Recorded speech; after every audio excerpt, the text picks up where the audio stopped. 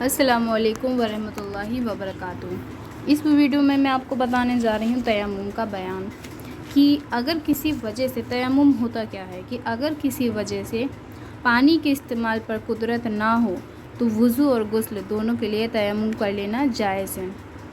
مثلاً ایسی جگہ ہو کہ وہاں چاروں طرف 1 میل تک پانی کا پتہ نہ ہو، یا پانی تو قریب ہے مگر دشمن یا دوسرے جانور کے خوف سے یا کسی دوسری وجہ سے پانی نہ لے سکتا ہو، یا پانی کا استعمال سے بیمار ہو جانے یا بیماری بڑھ جانے کا اندیشہ اور گمان غالب ہے، تو ان صورتوں میں بچنے کے لیے وضو اور غسل کے تیمم کر کے نماز پڑھ لیں۔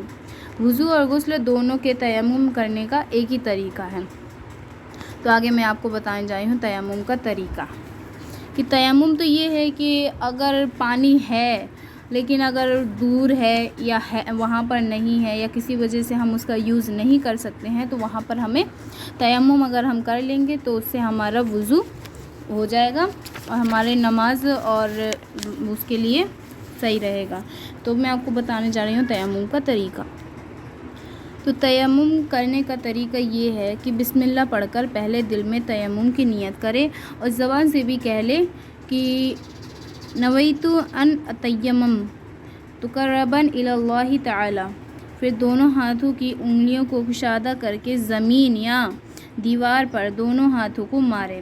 پھر دونوں ہاتھوں کو پورے چہرے پر اس طرح پھیلائے کہ جہاں تک وضو کا چہرہ دھونا فرض ہے پورے چہرے پر ہر جگہ ہاتھ پھیل جائیں۔ اگر بلاک ہاتھ پہنے ہوں، بلاک یا نتھ پہنے ہوں تو اس کو ہٹا کر اس کے نیچے کا خال پر ہاتھ پھرائیں۔ پھر دوبارہ دونوں ہاتھوں کو زمین پر یا دیوار پر مارے۔ آپ مطلب کس چیز سے کر رہے ہیں تیمم؟ زمین ہے، زمین میں آپ اگر جیسے زمین سے تیمم کر رہے ہیں تو اپنے ہاتھ کو پہلے زمین پر پٹکنا ہے، ہاتھوں میں مٹی لگ جائے گی، پھر اسی سے ہمیں اپنا پورا چہرہ دھونا ہے۔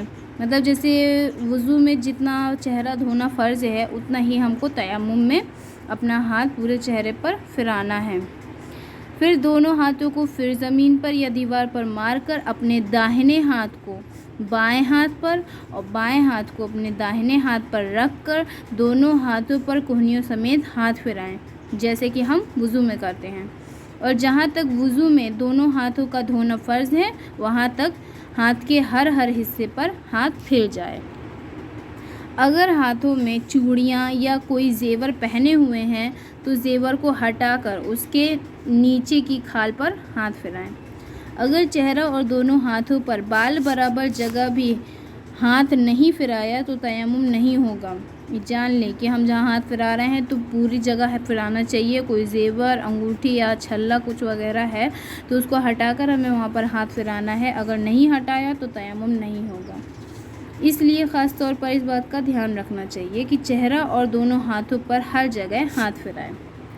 تو یہ تھا تیمم کا طریقہ۔ عجب ہے کہ تیمم میں 3 چیزیں فرض ہیں۔ پہلا ہے کہ تیمم کی نیت، کہ ہم کو پہلے تیمم کی نیت کرنی ہے۔ دوسرا ہے پورے چہرے پر ہاتھ پھرانا، اور تیسرا کہنیوں سمیت دونوں ہاتھوں پر ہاتھ پھرانا۔ اب ہے تیمم کی سنتیں کہ 10 چیزیں تیمم میں سنت ہے۔ پہلا بسم اللہ پڑھنا، دوسرا ہاتھوں کو زمین پر مارنا، تیسرا ہاتھوں کو زمین پر مار کر اگر غبار زیادہ لگ گیا ہو تو جھاڑنا۔ غبار یعنی دھول مٹی، اگر ہاتھوں میں کچھ زیادہ لگ گئی ہے تو ہم اس کو جھاڑ سکتے ہیں۔ چوتھا ہے زمین پر ہاتھ مار کر ہاتھوں کو لوٹ دینا۔ پانچواں پہلے منہ پر ہاتھ پھیرنا۔ چھٹا پھر ہاتھوں پر ہاتھ پھیرنا۔ ساتواں چہرے اور ہاتھوں پر لگاتار ہاتھ پھیرنا، ایسا نہ ہو کہ چہرے پر ہاتھ پھرا کر پھر دیر کے بعد ہاتھوں پر ہاتھ پھرائیں۔ آٹھواں پہلے داہنے پھر بائیں ہاتھ پر ہاتھ پھرانا۔ نواں انگلیوں سے داڑھی کا خلال کرنا۔ 10واں انگلیوں کا خلال کرنا جبکہ ان میں غبار بھر گیا ہو۔ اب مسئلہ ہے کہ مٹی، ریت، پتھر وغیرہ ہر چیز سے تیمم ہو سکتا ہے جو زمین کی جنس سے ہو۔ لوہا، پیتل، رنگا کپڑا یا تانبا وغیرہ لکڑی سے تیمم نہیں ہو سکتا جو کہ زمین کی جنس سے نہیں ہے۔ याद रखो कि जो चीज़ आग से जल कर ना राख होती है, ना पिघलती है, वो चीज़ ज़मीन की जिन्स से है, जैसे मिट्टी वगैरह। और जो चीज़ आग से जल कर राख हो जाए या पिघल जाए वो मिट्टी की जिन्स से नहीं है, जैसे लकड़ी और सब धातें। मसला राख से तयम्मुम जायज़ नहीं है, राख से तयम्मुम जायज़ नहीं है। मसला कांच की दीवार और पक्की ईंट से तयम्मुम जायज़ है अगरचि उन पर गुबार ना हो। इसी तरह मिट्टी और पत्थर वगैरह से भी गुबार हो या ना हो, बहरहाल तयम्मुम जायज़ है। मसला मस्जिद में सोया था और नहाने की हाजत हो गई तो फ़ौरन ही तयम्मुम करके जल्दी मस्जिद से निकल जाए। मसला किसी वजह से नमाज का वक्त इतना तंग हो गया कि अगर वज़ू करेगा तो नमाज क़ज़ा हो जाएगी, तो चाहिए कि तयम्मुम करके नमाज पढ़ ले, फिर उस पर लाजिम है कि वज़ू करके उस नमाज को दोहराए। मसला अगर पानी मौजूद हो तो कुरान मजीद को छोड़ने या सजदा तिलावत के लिए तयम्मुम करना जायज़ नहीं है, बल्कि वज़ू करना ज़रूरी है।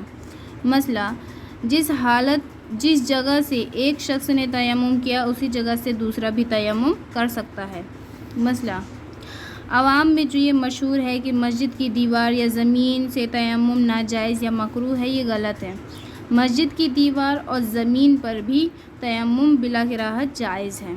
मसला तयम्मुम के लिए हाथ ज़मीन पर मारना और चेहरा और हाथों पर हाथ फिराने से पहले ही तयम्मुम टूटने का कोई सबब पाया गया तो उससे तयम्मुम नहीं हो सकता, बल्कि उसको लाजिम है कि दोबारा हाथ ज़मीन पर मारकर तयम्मुम करे।